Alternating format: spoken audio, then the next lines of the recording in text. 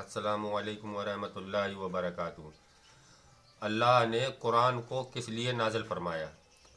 इसलिए नाजिल नहीं फरमाया कि वो हमारे अलमारियों में रखा रहे, या तो जब किसी का इंतकाल हो जाए हमारे घर में तब उसको निकाला जाए, और या तो कभी कोई मसला आ जाए कि झूठ सही का तो कसम खाने के लिए निकाला जाए। इसलिए कुरान को नहीं नाजिल किया गया, बल्कि इसलिए कुरान को नाजिल किया गया है कि उसको पढ़ के उसका तर्जुमा देखें, उसको समझें कि अल्लाह ने हमारे ऊपर कौन से कैसे हुकूक रखे, किसके ऊपर क्या हुकूक है हमारे, क्या हक है हमारे, कि माँ के ऊपर हमारा क्या हक है, बाप के ऊपर क्या हक है, भाई के ऊपर हमारा क्या हक है, बहन के ऊपर क्या हक है, पड़ोसियों के ऊपर हमारा क्या हक है। ये हमको कुरान बतलाता है।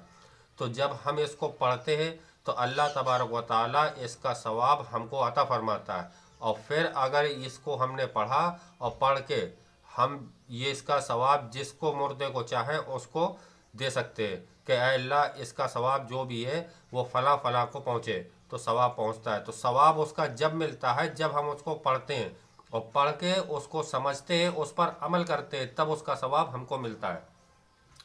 तो कुरान उतरा है हमारी हिदायत के लिए कि हम उससे हिदायत पा सकें और लोगों को उसका तरीका समझा सकें। जैसे कुरान में आया, सबसे पहले जब कुरान खोलेंगे तो उसमें आता है औज़ बिल्लाहि मिनश शैतानिर रजीम, कि पनाह मांगता हूँ मैं शैतान मरदूद से।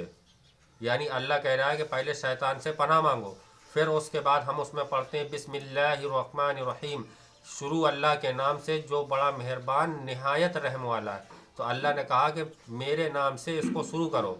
फिर हम जब कुरान में पढ़ते हैं सूरह फातिहा अल्हम्दुलिल्लाहि रब्बिल आलमीन, कि सभी तारीफ़ें जितनी भी हैं सब अल्लाह के लिए हैं। ये हमको कुरान बतला रहा है कि ज़मीन, आसमान, आसमान में लगे हुए चांद, सितारे, सूरज, सब अल्लाह ही की तारीफ़ है। दुनिया में चलती हुई हवा, ये भी अल्लाह की तारीफ़ है। तो कुरान जब हम पढ़ते हैं तो हमको पता चलता है कि कुरान किस मकसद के लिए नाजिल किया गया है। कुरान हर एक चीज़ के बारे में हमको बतलाता है, यहाँ तक कि साइंस भी कुरान से ही उस कुरान पर अमल करती है।